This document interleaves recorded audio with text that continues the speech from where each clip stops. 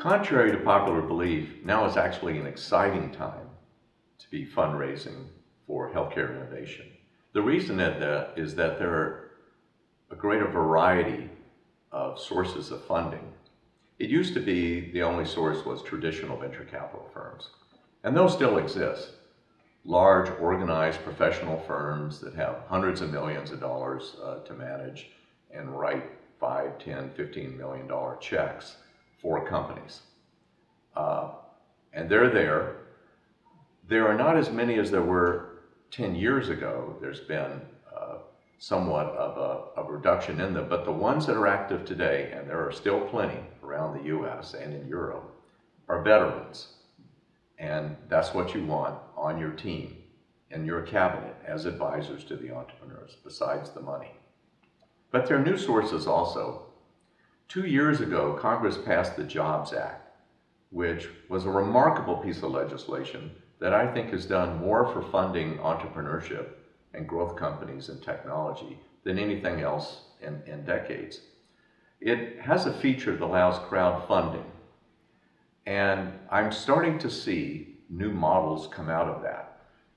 I predict that there will be more crowdfunding vehicles managed by actually professional investors who have a good filter on quality, so the money won't be wasted and lost, and investors who want to invest $5,000, $10,000, $50,000 will be able to do that into pools and go into companies. Now, there's a lot of worry about individual investors making poor decisions and losing money. That will happen. Professional venture capitalists make poor decisions and lose money. So it's the nature of risk-taking, but I'm happy for the entrepreneurs that this additional source is there.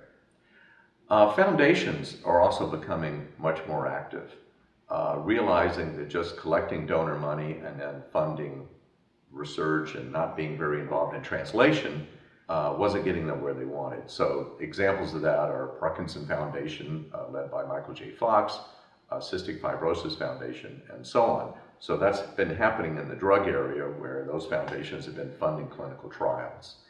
We're starting to see it in the device area too, where there are foundations who have specific disease interests. And entrepreneurs should be very savvy about going to them and saying, we would like to engage with you in a creative way.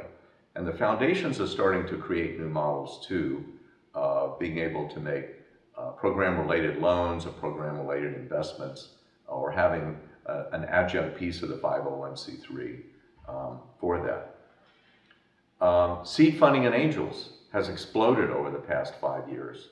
It's been around for decades, but it's really taken off.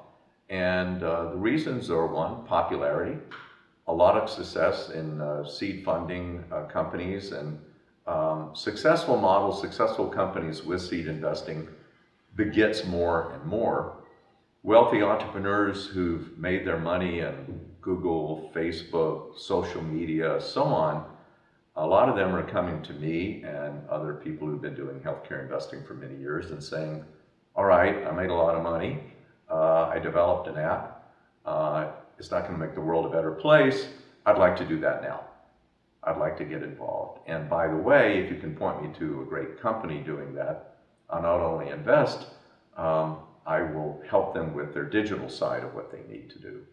And social media is so powerful now to help raise awareness of products, not just among consumers who might use that, but doctors, because almost all doctors are on at least mobile devices, and most, I think I would say almost all doctors under 35, 40 years old are on social media.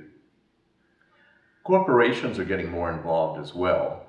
There have been corporate VC activity for a while, but we're starting to see more on that. They are hiring full-time people. They're doing this because they want a window into the technology, and they want to see things before they get too ripe. And the improved IPO market for biotech and medical device, and now coming soon, digital health, will cause the corporations to realize they need to look back earlier. They can't wait because now there's competition for acquisition by the IPO market. Doing joint startups with large corporations is a possibility.